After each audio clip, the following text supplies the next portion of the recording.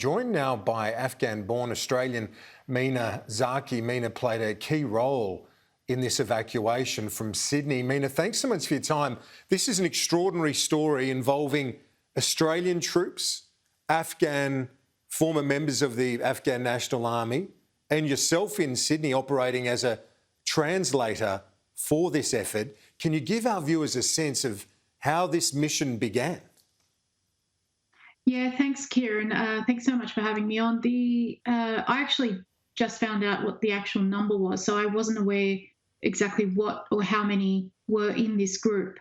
I got a message late night on the 22nd asking me if I'd like to help evacuate people out of Afghanistan, and it wasn't even a question. It was I didn't even have to think about it, and I did say very enthusiastically yes, and that led to many sleepless nights. We were working around the clock, 24 hours, 24/7. And I had a conversation with with the older person, or the mother in the group of this Duntroon cadets family.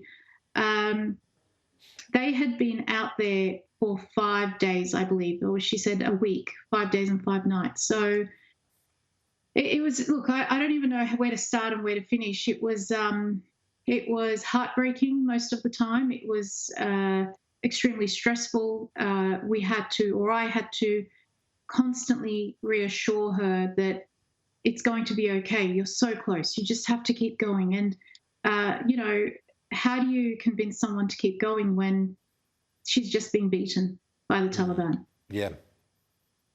And also, if you can explain to the viewers as well the role that the 21st Kabul Lancers, including some local Afghan soldiers, a couple of them granted protection as well, thankfully, now and on their way to Australia as well. How did that work, and how did those men risk their lives essentially to save many women and children in this particular operation?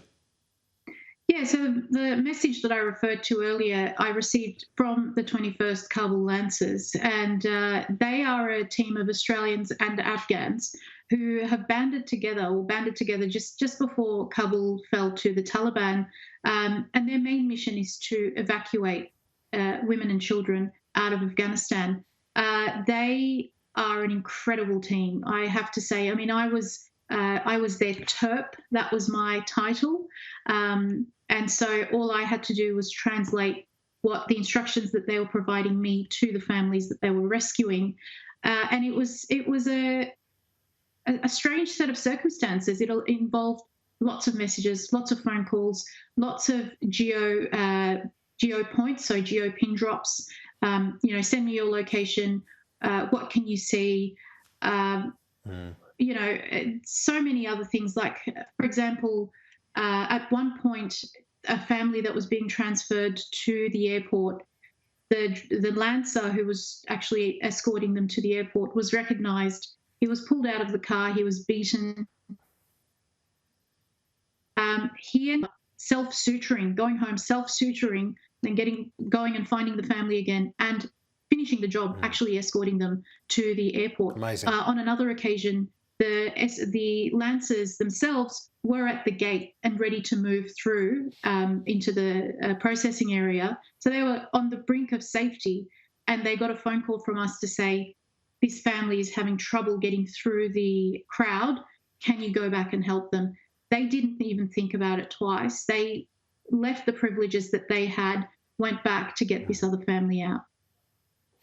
And that's amazing. So they were there at the gate, ready to receive the protection of the Australian officials there. And further to this family of 17 of the Duntroon cadet that have been afforded protection by the Australian authorities, there's another story that I want to talk to you about that this group has helped.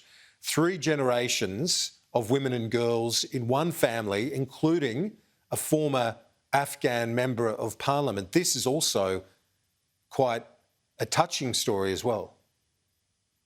Yeah, so that one's very close to my heart. A former member of the Afghan Legislative Assembly. She also had a daughter and 3 granddaughters. And the Lancers were able to help all 3 generations. They actually extracted them out of their house, took them into Kabul airport or the vicinity, and after one night, we couldn't get them through to the gate on the first night, so they had to go back home. On the second night at around 1 o'clock in the morning, they went back for them. And this time they were successful. They got them out. And the message that I received was that when they arrived at the airport, the Australian defence personnel actually created a barricade around the vehicle that they were in to guarantee them safe passage into the airport. So, these are people putting their lives at risk to save those that they don't even know. And Mina, we've got these images of one of the granddaughters. So as you said, 3 generations, a grandmother, the 3 granddaughters and the daughter as well, but some touching images playing chatterbox with the Aussie troops in the UAE. Yeah, look, that's so sweet. I couldn't hold back the tears, and I've kept it together so far because I had to hold it together. The conversations that I was having with these people on the ground, if I was to break down, they would lose hope. And so I've kept it together. But when I saw these images, it was hard to keep a straight face. And it's touching. Just seeing that little girl. I mean, that could have been me. That could be anyone, really. Yeah. Well, beautiful images, as you rightly point out, and those the drawings that she did and the other kids did that were evacuated there in the UAE. Putting those pictures up, tributes to the Australian troops. So I've got to say the other officials involved as well, from Home Affairs, from Defence, Department of Foreign Affairs, playing a crucial role in this, as did those Afghan troops. So there's been some criticism of the Afghan troops for not holding up better against the Taliban, but this was a show of bravery from a few of them, bravery that is rarely seen, Mina. Absolutely. Look, Kieran, what we have to understand about the Afghan troops is that if you look into how much those troops were being paid and the fact that many of them were actually unpaid for a very long time, many of them were starving, it is quite understandable that they dropped their weapons and ran when they were provided the opportunity to do that. But that's not all of them. We can't, again, I say this, when it comes to every person that serves for any country, we can't paint them all with the same brush. These Kabul Lancers are made up of former Afghan troops and also Australian veterans too. So, these people risk their lives. And I have to give it to the 21st Kabul Lancers, Kieran, the way they managed to communicate and bring about interdepartmental collaboration. It was just amazing. I mean, one of the families was provided a visa in just over 8 hours. So, it's incredible the work that they achieved and the support that they had from the Department of Immigration, Department of Defence, and also the Foreign Affairs Department. So, they helped all these departments come together and actually make a difference and actually save, as you said, 3 generations of Afghan women in one family, and there's several others.